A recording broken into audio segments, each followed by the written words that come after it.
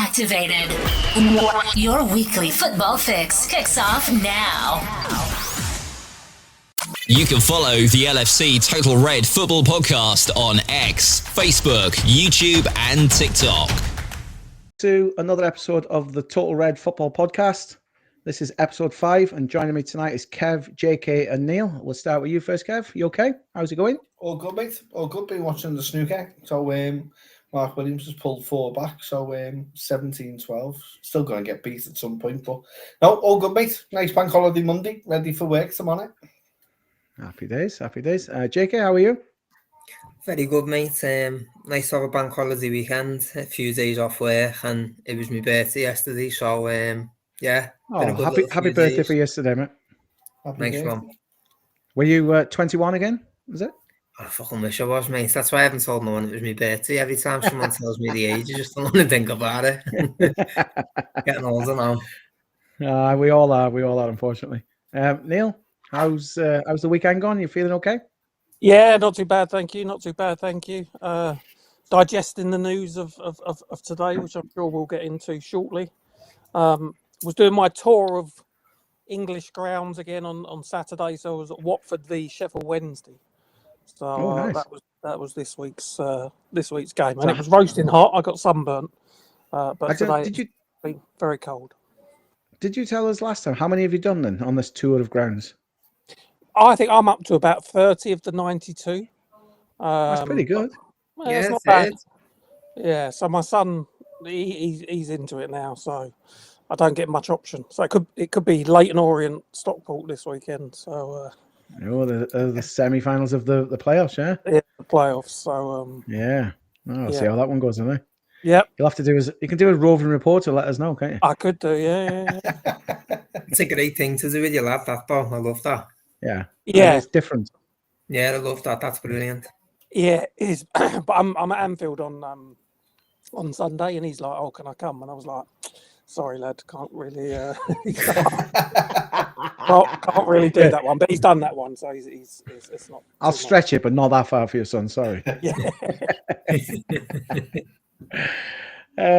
Well, obviously, I know we go out live on a Monday as best we can. And this morning, I was thinking to myself, right, we're going to have to talk about the Chelsea defeat yesterday. And then literally as my phone was in my hand, it was breaking news, obviously, that Trent Alexander-Arnolds and whatever other names people have got for him at this point. But he announced he is leaving the club at the end of the season. So that obviously overtook anything I was thinking of a topic for tonight. So we'll just go straight into that, to be honest, guys. Kev, I'll come to you about it first. We've talked quite a few times on podcasts about Trent leaving potentially, and will he stay, will he go? But he's finally confirmed it. Are you just glad maybe that the saga's over? I am actually. I'm actually at the balls to come out, and has actually done it. I would have preferred it before last weekend. However, with this season now done and the Premier League won, it's time to move on. I'll be honest, I've been frustrated with them since January, since that first week that Martha broke. It took everything away from the Man United game, and we were talking about an individual rather than the team. Yeah. And that's all what it seems to be around with Trent. I've come to terms with it. So much so that I actually ignore him when every time his name gets called out when he's in the squad. Don't clap him, don't cheer him, don't do nothing. That's why when he scored against Leicester, I didn't know what to do with myself. But I had to celebrate because it was a goal that took us a step nearer, thankfully. Yeah. We've got it done swiftly and efficiently, which has then allowed us to come to this point. Although I've said and expressed today, probably naively from a few people, because I'm probably in a minority, I've actually come to terms with that much that I don't really care about him now. And I'd rather be spending my energy and focused on the players that are here for next season going forward, and spending my energy and negative energy lashing it out on an individual who's just all about himself, and he's going to the right club if that's the case. We'll see how it goes. He doesn't go with a blessing. He's definitely tarnished his legacy at the club. I think words that he has said will come back and haunt him at some point, because those words are taken passionately by our fan base. We are very emotional about how we feel about this. And it's the only time I've agreed with Carragher is, was before, when he said, people should stop telling Liverpool fans how to react to this. Yeah. I know I'm in a minority. I feel exactly the same as what the others do, and I don't think that what I say is it's way I feel, but I still feel the same as what like everyone else does. It's just I've tried to look at it a little, not differently, but I'd rather spend my energy thinking about who's going to come in. I'm more excited about that for next season, and if we win the league and he's not part of it, then that's fine. So be it. We'll see how it goes. I don't think it's what Real Madrid need or want. I think it's more to do with the fact that he sees himself as gone. That's it. I'm not really that fussed, to be honest. I haven't been fussed since January, since that Man United game. That Man United game showed me everything I needed to know about his heart and his desire. And I'll be honest, when Klopp was on the pitch and he was so emotional, that's probably the emotional we'll ever see, Trent. And I think that was the decision was already made at that point. I don't like the videos coming out about his brother in the crowd at the Carabao Cup final where we're 2-0 down and he's laughing his head off. I don't like the fact that he was in Madrid last year signing Real Madrid shirts. So, you take this, don't play us, don't try and fickle us with, that we're just a normal fan base, because it goes deeper with us. And, and that's why he's going to get what he's going to get. If he gets booed, he gets booed. That's it. He's got to own it now. Do you know what I mean? So, yeah. That's it, really. JK, we've got obviously a WhatsApp group, and there's some comments in there. Now, to be fair, we're all part of different WhatsApp groups, and some have been so much worse than others. Our group's been pretty balanced, mainly down to Neil, I would say, which we'll get onto next. But what's your thoughts on it? Because I know you're maybe slightly the other way about him leaving. It's not 100% complimentary. I know that, but it's what's your thoughts overall about it? I'm not quite where Kev is yet. I know Kev's more a piece of it than I am. It's a bit daft, to be honest, for me to be annoyed, because it's not as if we haven't known that this has been coming for 6 months, longer probably. It's just that obviously now it's official. I don't know whether to describe it as anger or disappointment. And I know Carragher was saying today you can't tell Liverpool fans how to feel and stuff like that, and you can't. But I think from me, it's more a understanding point of view, because I know there's going to be, and no one's view is wrong. I know a lot of people are going to say, I understand why you want to go to Madrid. It's a huge club, different culture. He has won everything at Liverpool. I do understand people who think that way. But for me, as a lad from Liverpool growing up, he's living my dream. He's lived my dream. Yeah. So to me, it's like someone's got my dream and has just threw it away and disregarded it. And that's just me, you know what I mean? That's my own insecurity or whatever you want to call it. But I just can't get my head around how anyone who grew up like I did on the streets of Liverpool, dreaming of playing for Liverpool, to be in the position he's in where he can win everything. He might win at Madrid, at Liverpool. He's got just as much chance. In the last decade, we've been in the most Champions League finals bar Madrid. So if there's anywhere to win it except Madrid, it's where you are. And where could be better doing it than at your boyhood club? And then looking at Sunday and that, how can you leave that? How could you not want to be a part of that? Even in the changing room at the end, and he's singing with the rest of the lads and that. If he does that in Spain, they're going to be singing some Spanish tune he's not going to know. And he's going to be sat in the corner with Jude taking selfies and kissing him on the cheek, saying how great friends they are. So for me, mate, I don't know. I think it's more disappointment than anger. And sometimes I'll see things like rat on that, and that's just, we wouldn't say things like that if we didn't care about him as a player. Do you know what I mean? Yeah. Let's be honest, if this was Nunes or something like that, you go, see you later. Because you're not that bothered, but because obviously he is such a good player and he is so important, and he's a local lad. Obviously, it does hurt. And all these people who are saying rat and stuff and, oh, I'm not asked. You are. That's why you're saying what you're saying. Do you know what I mean? So, yeah. Gutted, but it is what it is, and it is his life, innit? And we can't control that, only he can. Yeah. Now, Neil, in the chat, you were quite balanced with your feedback earlier in the day. So has that changed at all, or you still feel the same? No, I feel the same. I don't understand his decision, if I'm honest, for all the reasons that the lads have outlined. If you're a Liverpool fan and it's been your club, why would you want to move anywhere else? So I don't understand his rationale. I kind of, the comments about he feels that he needs a fresh challenge.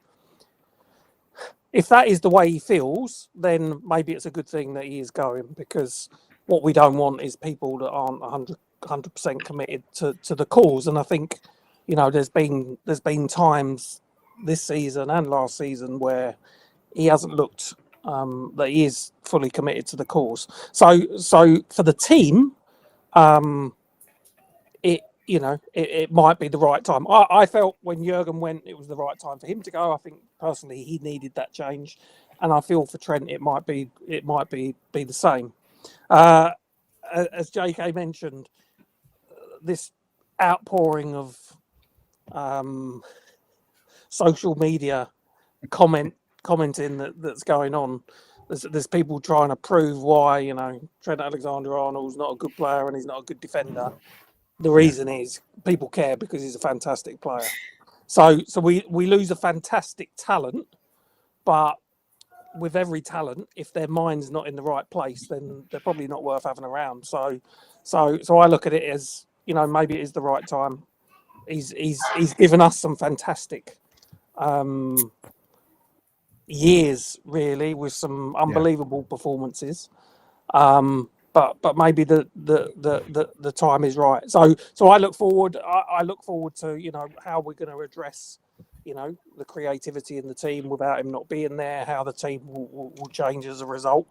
I don't feel much ill towards him, though I find his decision a strange one for all the reasons that have been outlined already. So I think that's where I am on it. The thing that there's a couple of points, isn't there? So one, it adds another thing that we need to address in the summer, and we've already got quite a big summer ahead. So it's something else now that needs to get added in, because we've got Conor Bradley. Conor Bradley's a fantastic player, but we're not, is he ready yet to play 50 games a season? His injury record so far suggests that might be a push. So it's an extra piece of business that we need to do in the summer. I hope the club have been aware. I know there was reports that he told Slot in March, but you would hope that the club's been doing some background work on possible people to come in, in the likely scenario that he did leave. So that's one thing. The other thing is he's leaving for free. Again, I can see both sides of this. They said that Richard Hughes contacted him and his entourage last April, so just over 12 months ago, to start talking about how we could look at a new deal. When you've got an asset that's worth 70, 80 million, you need to, and I'm not blaming Richard Hughes because he wasn't even employed by the club at that point, but I think whoever was in place from the ownership, you've got to be looking to do these things 2 years in advance, because they do take time. So whilst if he's, we don't know whether he's been stringing the club along, whether it really was uncertain, we don't really know.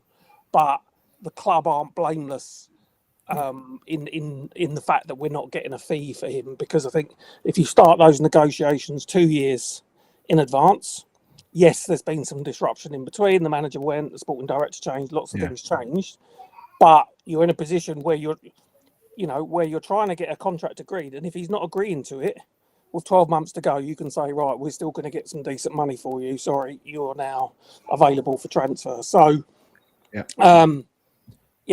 it's an annoyance that we haven't got that money for him, but I don't put that all on him and his entourage.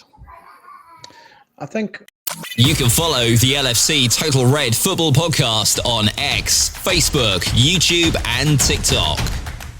when I first looked into it, it's like, well, of course, he's been there. It was a 20-year association. He's been there since he was 6. I mean, it's a hell of a long time for one player to be at a club, especially nowadays. He's come through the ranks, obviously. And I genuinely believe, from my point of view, that he's probably going to go on and captain the side. Maybe after Virgil went, in a couple of years from now, he'd be like, right, you're prime, mid to late 20s, go for it. I'm just looking now. He's obviously well over 350 appearances, Champions League, 2 Premier Leagues, FA Cup, 2 League Cups, UEFA Super Cup, and the Club World Cup. It's like, now that's a hell of a list of honours you've won at your boyhood club. And then I thought, well, because he's been there so long and so early in age, he didn't cost anything. So I've seen the rationale. It's like, well, we're losing him for nothing. It doesn't matter. We've had a good period of service out of him. It hasn't cost us anything to buy him. And okay, he's moving on for nothing. Then I see the flip side of it, where people going, as we've just discussed on here, he's worth 50, 60, 70 million, whatever price tag they put on him, and now they're not going to get anything for him. So I've seen fans having a go saying, well, you're leaving the club in the lurch because we've got to replace him and now dip into the reserves because there's no transfer fee. And obviously, FSG are known for selling and then buying, so they get the net spend. Well, they're going to have to put their hands in their pockets. And there was already talk of potentially getting Kirkers on the left. Now, if this is true that he was first offered last April, whoever was behind the scenes looking at potential targets must have had one eye on saying, is he going to stay? And one eye on, right, who's out there that potentially can replace him? Because that's the situation. It's 50-50. Would he stay?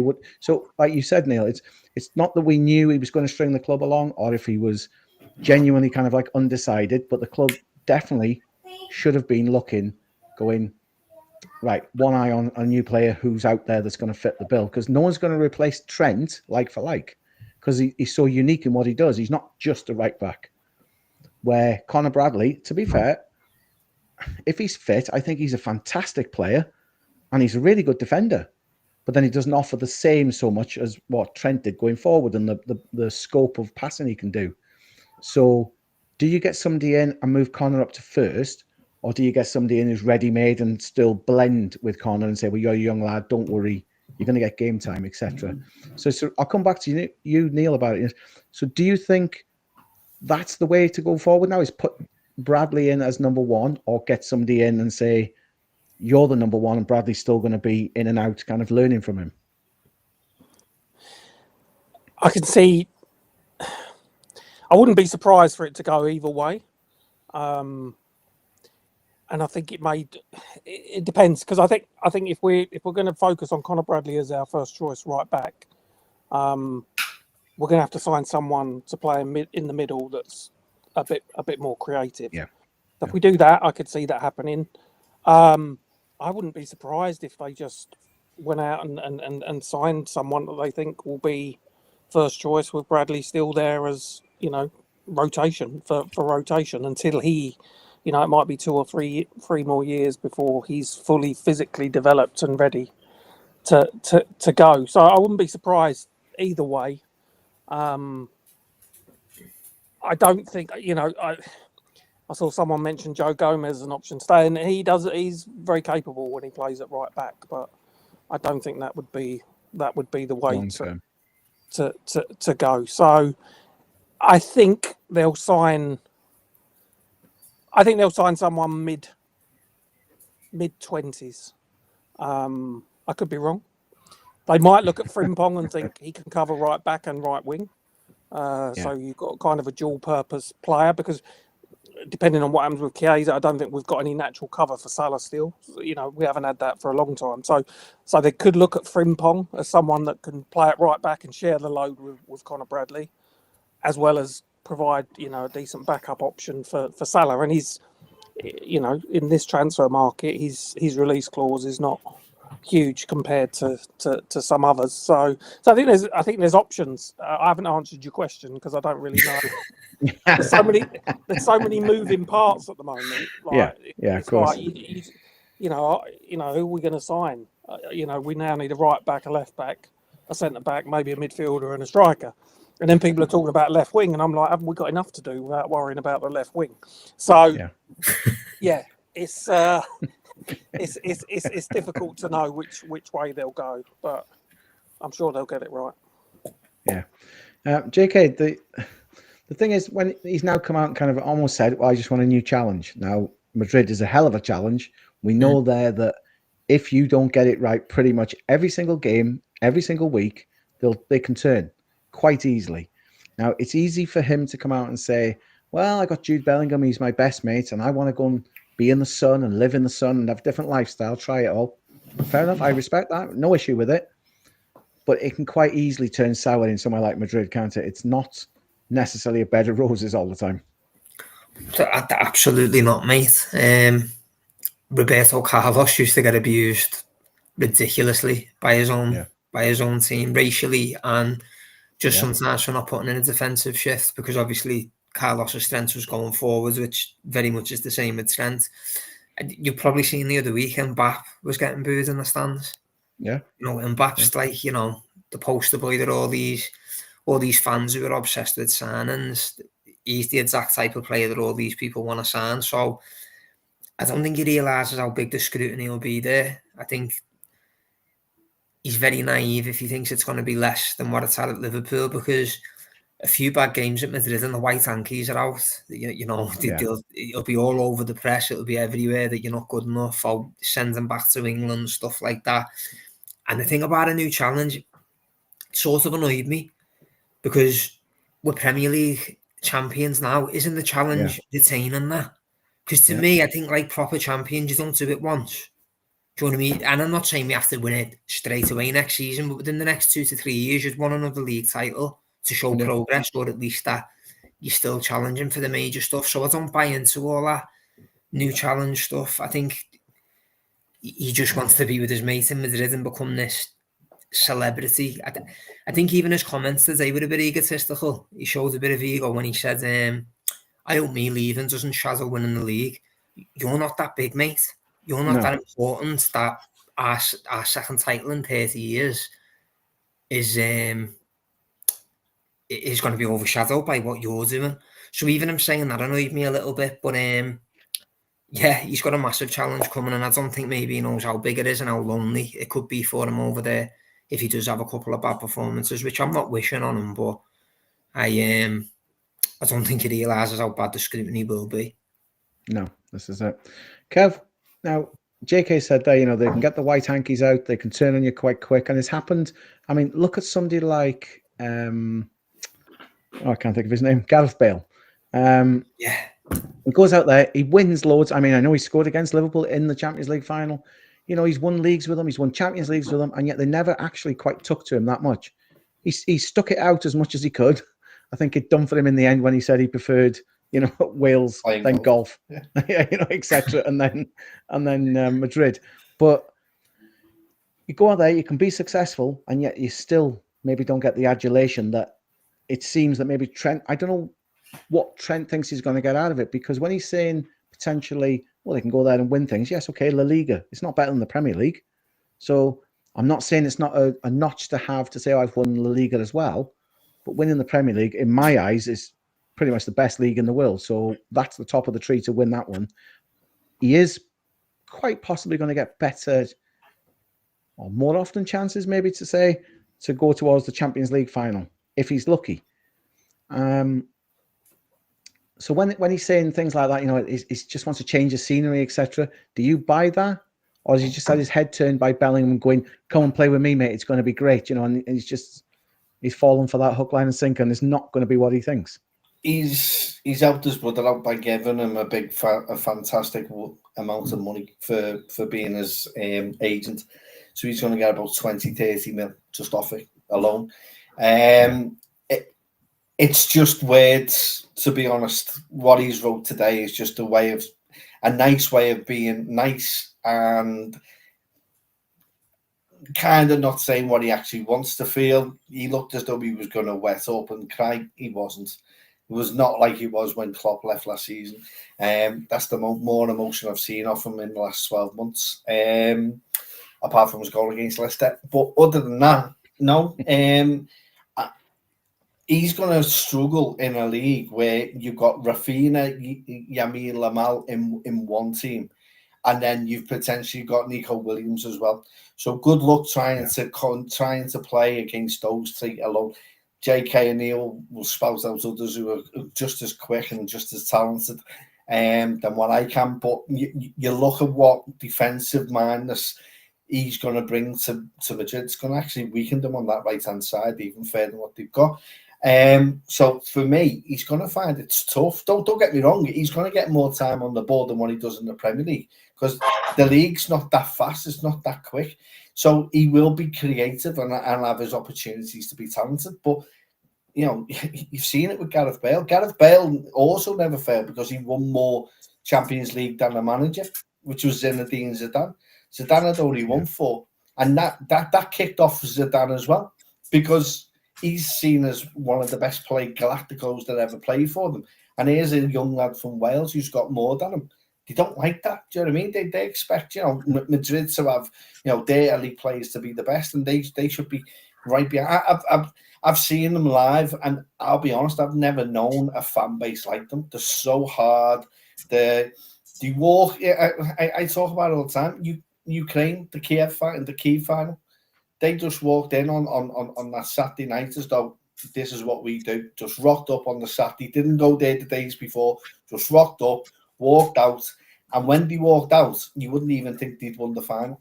It was quiet. It was like a funeral had taken place, honestly. But that's that's the egotistic. That's how ego they are. That's how much ego they got. Then you see what happens with Mbappe at our place. He misses the pen. Fuming. Do you know what I mean? Don't want him.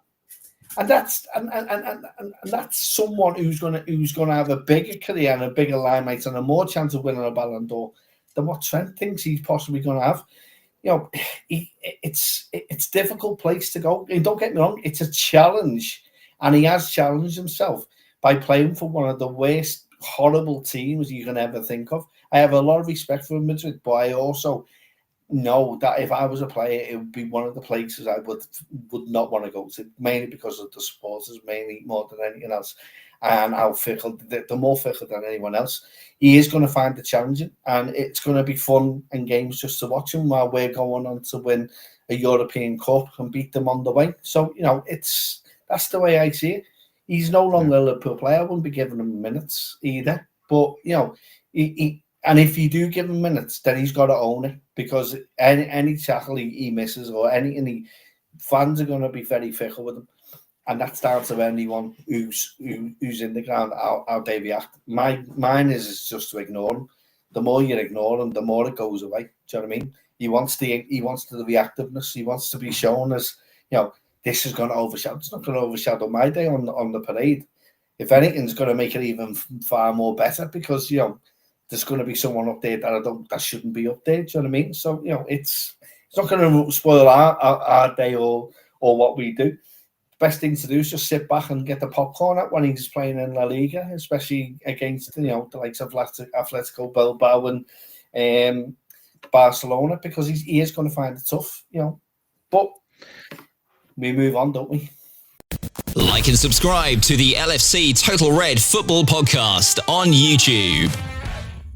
I'm going to say this now, and this is possibly slightly controversial. I'm going to stick with you, Kev, on this one, because you're quite passionate about it. Right. The saying at Liverpool is, you'll never walk alone. And now on social media, there's fans pretty much giving him a kicking because he's decided to move on. So does that statement still stick with Trent because he's a local lad? Or do you think fans will turn against him in the remaining games? And it doesn't mean I'm going to. I'm not advocating that they do. I'm just saying, you know, what you've seen on social media, do you think that's going to happen?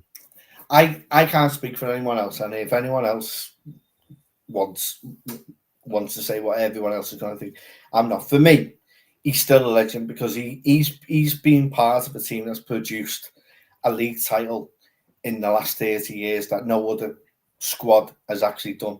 And he's been that talented that he's been in the squad since an early age. He's given me memorable moments. Barcelona semi-final, his quick corner, that gets us 4-0. That gets me 150 quid and then a further 250 quid off the 2 bets are done. of 4-0 Liverpool to win the league, in the Champions League, is astounding. I think it was him who assisted the winner against Villa in the first season when we won the league. His momentous performance at Leicester away, in which we win 4-0. There's been other performances where he's done more. His free kick in the Champions League in the year that we were going to win it when we had to qualify. So there's been a lot of things, and when the dust settles, for me, he doesn't walk on alone. He walks on just tightly behind. I think I can't speak for anyone else, but for me, he does. But he doesn't walk alone. He's been a legend at this club.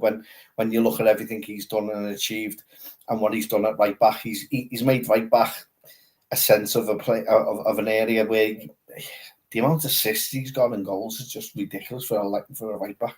Let's be honest. Yeah. He's been that talented. So I'm not going to be that naive and that judgmental of him, in which he doesn't. McManaman was totally different. Owen was totally and utterly different because he then goes and plays for United. So that's one thing you don't do. Whatever you do, and then cheer in front of the Sheffield then as though like you're a legend at the club.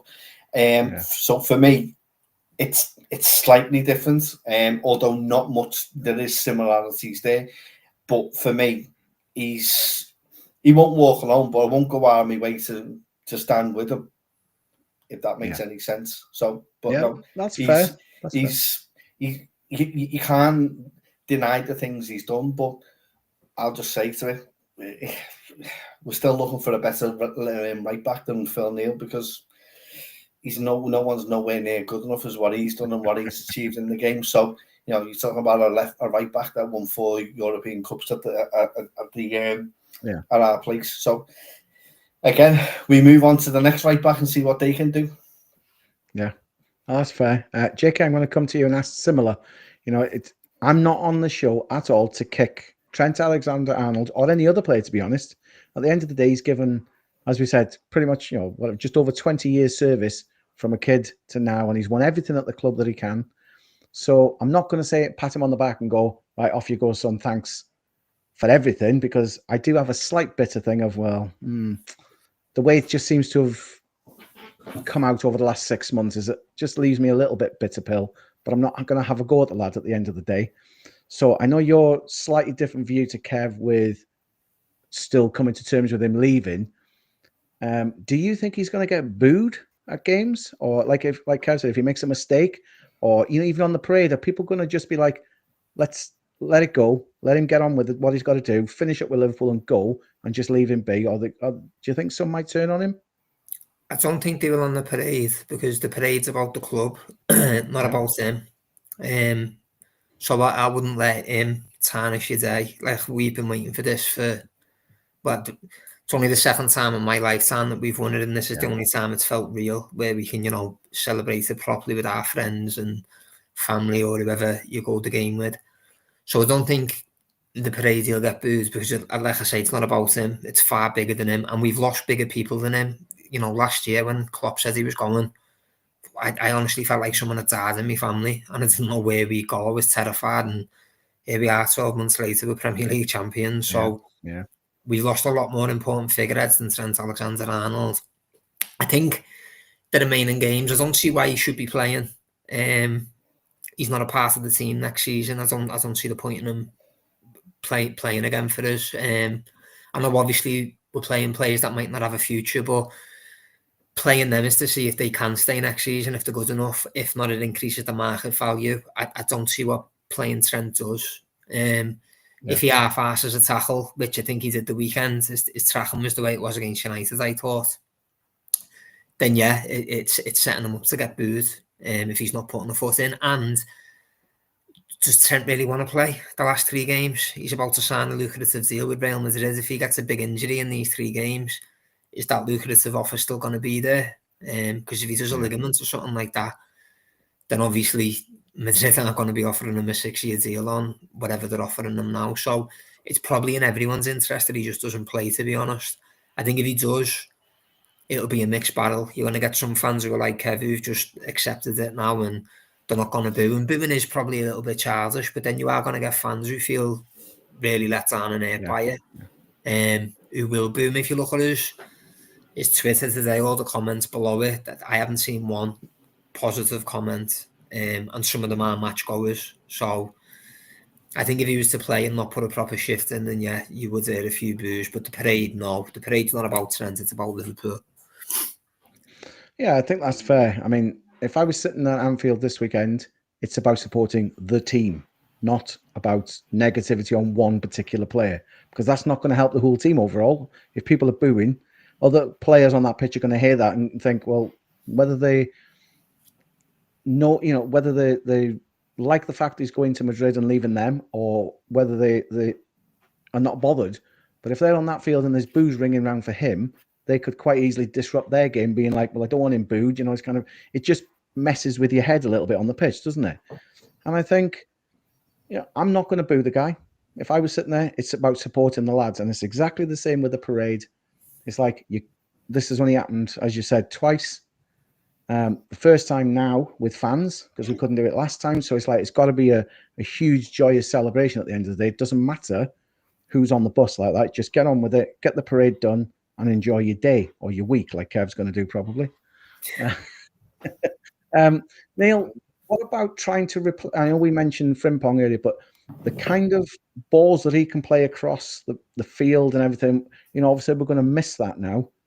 It's like, where on earth do the club go with this now? Because there isn't a right back that plays like that. No, there isn't. I think that's why Madrid wants him, don't they? Yeah, and I think Kev sort of mentioned it earlier that he's brought something to the right back role that we've not seen before. And I think to go out and try and find a sort of like for like replacement it's an impossible task. So I think the team will change in how it plays. I think we'll see a more conventional right back. Someone that will probably spend more time going down the wing than maybe coming inside and acting as kind of a playmaker, and that has its benefits as well. I think we saw yesterday when Conor Bradley came on, suddenly it freed up Salah and Cucurella had 2v1s to deal with. So I think we'll see more of that. I don't think it will cut out the inversion of the fullbacks completely. I think you'll still see the right back or the left back cutting inside, but I think we'll need to find someone from the middle, be it in a deep line role or in the number 10 role, that's a real creative force for the team. And I'm not sure we've got that at the moment without Trent. So I think it won't be a like-for-like replacement because there isn't one. I think we'll sign a very good right back, and I think we'll find someone who plays deep line playmaker or in the 10 who's a real creative force and take some of the burden of him not being around. So I think that's the way it will go. Just looking at it as different. Now, we obviously touched on very briefly there that they lost to Chelsea 3-1. He did make, 5 or 6 changes. So the cohesion of the side was slightly different maybe. Now, as a one-off, I'm not bothered. They lost to Chelsea. It's like, oh, well, whatever. We're league champions. It's easy to throw that one in there. And have they been on the beer all weekend? All week? I don't know. I'm not sure. So I'm going to let that one slide and just be like, okay, it happened. For the rest of the last 2 or 3 games, you'd think to yourself, right, there's got to be more professionalism back in it because at the end of the day, we're league champions, we're Liverpool FC. I don't want to go out with 3 or 4 losses at the end. Although it won't make a difference, the championship and the parade is still happening, it'd still be nice to round off the season, obviously in front of your own fans, especially with some wins. But we did briefly mention there, potentially now fans are crying out or looking for a right back, a left back, potentially a centre back, a midfielder and a striker. Genuinely now, after all the years we've had FSG in charge, Neil, can you see them bringing in 5 top players for all them positions? Do you think because they didn't buy anybody last year, really, did they? So they could say, it's like these fans call out when we need one for every position. It's like it's never going to happen. But where do you think he is going to maybe change the side? Because we're league champions now. So it's a little bit easier to draw people in and go, listen, we've won the league. We want to win it again. winning the Champions League, etc., come and join Liverpool. So that the selling point of it is really good. But they can't change everything, can they? No, they can't. I mean, I remember one big summer, which I think was 2017, 2018, where I think we brought in Keita, Fabinho, Alisson, Shaqiri. So I think 4 is probably the limit, and probably Shaqiri was more sort of squad player at the time. So do I think we'll go out and sign 5 players that will be starting players? No. So I guess then it comes down to prioritisation. And this is where I say, like, left wing, between Gakpo and Diaz, they scored over 30 goals. I think we just live with what, we need to live with that for now and prioritise the other positions. And you're probably saying that the 3 most important positions will be right back, left back, and striker. And then possibly another centre half would be the 4th option, and then maybe another midfielder as the 5th option. So but again, it depends on how you want to set up your team. Depending on what you buy at right back might dictate that we need someone in centre midfield, and then something else has to suffer as a result. So I think we might buy 3 players that are capable of starting, but I don't think we'll get the 5 or 6 that people seem to be crying out for. Okay, JK, what's your thoughts on it? Because we've now definitely got to replace right back in some capacity, whether it's an understudy or a first teamer starter. We're obviously looking at left back. And then what other parts of you thinking now we've got to change this to make it better? Because I know there's the old saying, from Bill Shankly's era, is kind of always try and strengthen, because and Slaughter said it, the opposition is going to do that. So we have to keep evolving and keep moving forward to keep on top. So where do you think this needs to change now? I think we need 5. I think the most we'll do is 4. And I say I think we need 5 because we definitely need a left back. That's a set. I think we need a centre half. Reason being, Slot clearly doesn't trust Kwanzaa. He doesn't. If he did, he'd play more. He rushed Ibu back. That tells you everything. Ibu said, I'm still in pain playing. If you trust Kwanzaa, you don't do that. We were still in the midst of a title race then. So that tells me everything about what he thinks about Kwanzaa. The other problem with that is Ibu's injury record. You can't just rely on having Ibu, a centre-half that he doesn't really trust in Kwanzaa, and then Verge. So for me, a centre-back's a must, regardless of Ibu's contract situation. Right-back's exactly the same. I think Conor Bradley's good enough to play the whole season, but I don't think his body's fit enough to. If we look at his injury records of the last 2 years, it's not the best. So I think we definitely need a right-back. We need a centre forward, obviously, because Núñez is going to go. I don't know what's going to happen with Jota, but we 100% need a centre forward. And I still think we're short in midfield because the likelihood is Enzo's probably going to go. If he does go, he needs replacing, and ideally with someone that you can actually afford and trust to give proper minutes, not 15 minutes at the end of games and the odd League Cup game. I mean a player that you can actually take Grav out the odd game. Because you're seeing toward the end of the season, I think he looked a bit fatigued. So I think we need 5. I think realistically we'll probably get 3, which will be the left back, striker, and then I think one of the other 2 areas will get addressed, whether it be centre back or right back. What worries me is, I don't know what journal it was, but he said that Liverpool might not pursue a right back because they think Kwanzaa or Gomez can fill in at right back. Kwanzaa cannot play right back under any circumstance for a prolonged period. Gomez is more than comfortable, but again, he is going to be injured at some point next season. It's a fact, and I love Gomez. I'd love him to stay fit because he's a great option and a great player, but he can't. So I think it'd be sod's law that they'll say we're sticking with Bradley and Gomez is going to be there as a backup just in case. And they've both got injury problems, and if they both go out at the same time, then we're stuffed, don't we? We're talking 3 defenders with injury problems: Gomez, Ibu, Bradley, and then the other centre half he doesn't trust, and we don't have another right back. So that really does need addressing big time for me. Midfield, you might get away with it because Bajcetic could come back and maybe take more minutes than what Enzo's had, but the other areas I think 100% need addressing. Yeah. The LFC Total Red Football Podcast is available wherever you get your podcasts from. Also available on your smart speaker, or you can watch us on YouTube. Kev, what do you think? Is it going to be a major overhaul? Maybe that's what fans want or don't want. I'm not sure. And the wider public. What do you think FSG are looking at this summer? I think we'll go for 7 signings, which would be similar to what Roy Hodgson brought in when he came in. 7 similar quality signings to Roy Hodgson? So he brought in, let's just remind ourselves, Joe Cole, Danny Wilson, Fabio Aurelio re-signed because he was out of contract and re-signed again. The great Christian Poulsen, Brad Jones, Raul Morales, and Paul Konchesky, the best left back in the country, which he ironically didn't play as left back for the England team. So that said a lot. No, as I say, that was dark times, and that's the last time I saw 7 players get signed in one window. I'd love us to sign in every area. I think it'll be dependent on who leaves and what kind of money that brings in.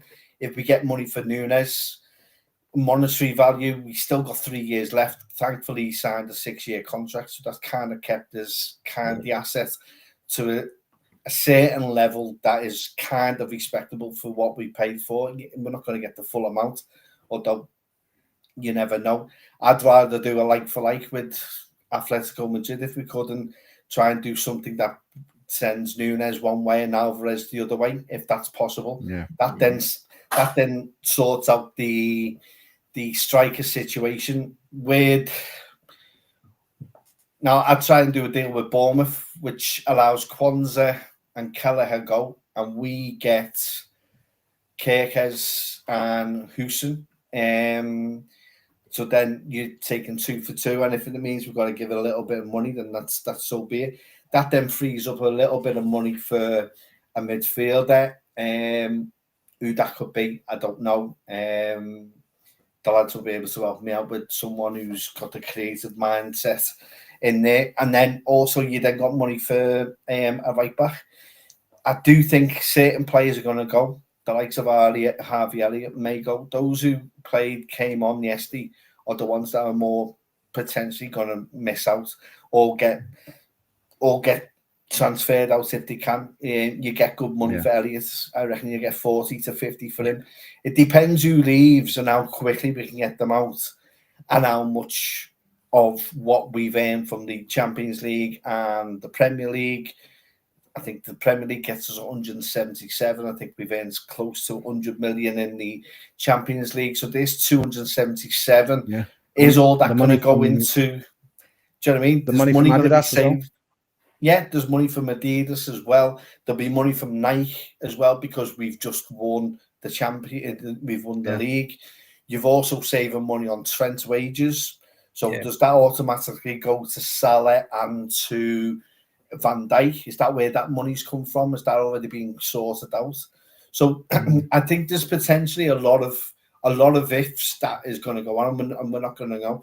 I think what this does give us, though, it gives Slot an opportunity to put his stamp on this team in the way he wants to go going forward, and it's in a better position than what it was last season, where it's based on a manager leaving and there's uncertainty unless you followed Holland Dutch football to understand what kind of manager Slot is. But then this gives you a better way because he's now a league champion, so he's got more opportunity to bring those players in. I hope we can bring those players I've just said in for the players that need to go out. Sadly, Kelleher has to be one of them, and I think it's come a time where we have to move on, sadly. And I think Bournemouth will probably be looking for a goalkeeper anyway, and you give them a centre-back as well that, we can make out and put a YouTube PowerPoint together of how good Kwanzaa's been for us since he's been here. I think there's enough for that to be done. So there's undoubtedly opportunities there. Whether we can get them all is the biggest question. But the quicker we can get things done, the better it is. If Madrid want Trent early, then they give us 10 million or 15 million. And he can go in that week, that window before the Club World Championship kicks off. Yeah. So, there's an opportunity to get a little bit of money in that way if that's the case. Who knows? We may go turn around and go, we'll let you have a Mary if we can get Rodrigo. But who knows if that's an answer as well, or an opportunity. Yeah. But there's ways of tackling it. And I do think those who are being on the periphery of this team are the ones that are going to be moved on at some point. Chiesa could go, but he's got a league championship. And he's still got 4 years left. And we only signed up for 12 million. Do you know what I mean? So, you know what I mean? So, but that adds money and value to the player. I'd quite like us to go for Crystal Palace's Andy Wharton in the middle of midfield. But the price value of him is going to be too much because the English tax and Palace won't put money for him. And he's probably 3 or 4 years into his contract. So, there's ways of doing it. I'm expecting if we can get 2 out of Bournemouth and we get those 2, I'll be more than happy with that. And then we work our way forward of who's going next. But there has to be a plan. This has to be done quickly and smoothly and get them in before for that first week that they're due back, because this can't go on and we're still talking about this halfway through August, and we're pleading and we're begging, and we've got the bowls out and we've got to get funding out because we still haven't signed the players that we haven't got. So this has to be done with efficiency and accuracy as to who we want. There has to be a plan A of our actual targets of who we want, and if we can get them and nail a few of them down, then that eases the pressure. It eases what needs to be done now is something to be done and developing that is given the fan base something to focus on, rather than this agony of what's been brought to us over the last 2 days. We've got a defeat, we're champions, but then also the right back's going, we've got to be like we used to be. Keegan's going, okay, right, Sam was signing Dalglish, bang, it's done. Do you know what I mean? Yeah. There's ways of doing it. It has to be done that way, but it has to be quick and efficiently, and there's a few ways to do it, and I'd expect, as I say, a striker going one way, striker coming back the other way. You're looking for a goalkeeper. I can give you a goalkeeper and a centre half, and we'll give you 30 million as well for Houston and for Kirkes. Yeah, that saves them. That frees up them looking for a goalkeeper. It's part of a deal.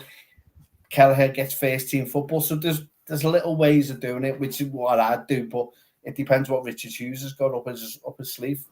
It'd be good to see what he does in action. Well, I know. Well, I was just going to come to him and about that new setup.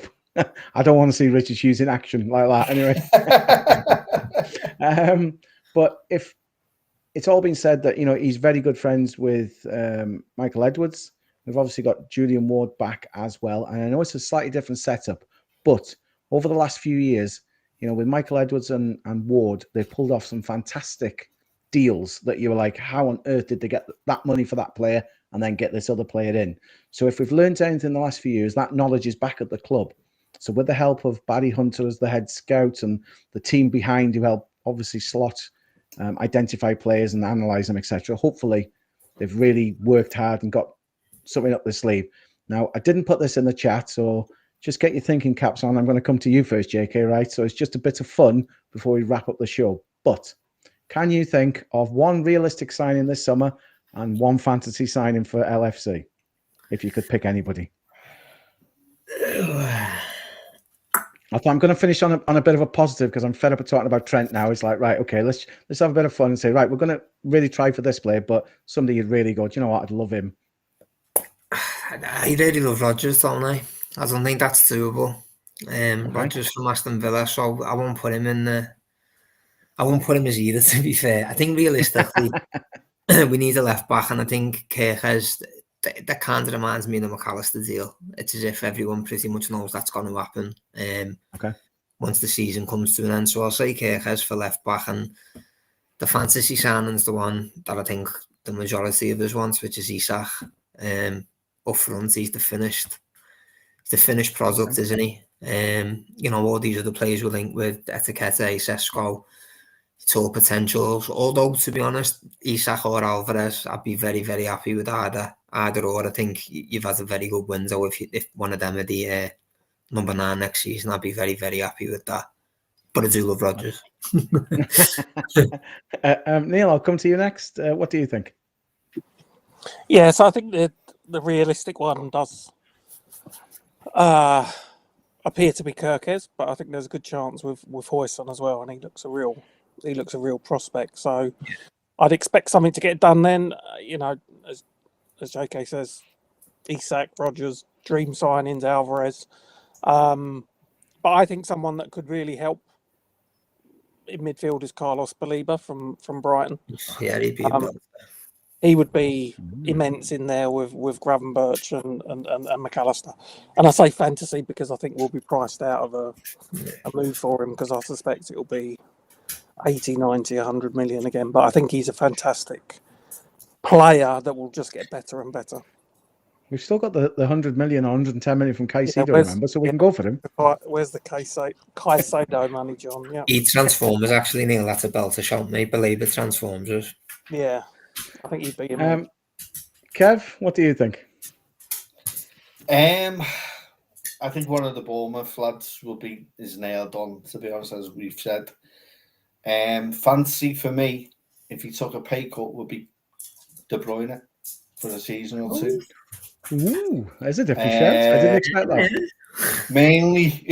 Mainly because I think there's still legs in him. I think he's not happy at City that he haven't offered him a deal. I think he still thinks he can play at the top level. It's weird. For me, it's fantasy. There's no chance you're getting him, but if you could get him and bring him on for 20 minutes against a low block team in the Champions League or anything like that, I'd be well made up with that kind of creativity and the quality of Kevin De Bruyne playing for his childhood team that he supported. Does that get it over the line? And who knows? But that's my fantasy one. But who's yours, Kings? Yeah. To be honest, I haven't really thought it out. I just stuck the question then, thought, right, I'll ask. I mean, as we said with the Bournemouth lads, it looks like one, maybe two of them could come into the team and into the squad, and I think that they'd be both good acquisitions, to be fair. The only thing I think with Højsson is it's reported he'd like to go back to Spain, etc.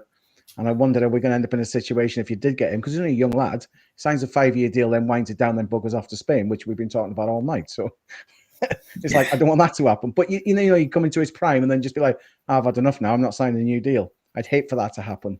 But one or maybe both of them are going to come in. As for a fantasy signing, to be honest, probably somebody like Alvarez up front would be a good shout. The De Bruyne one, it wouldn't bother me if he did sign, actually. I mean, it's not on the same fitness level maybe as James Milner, but that surprised me when they signed him.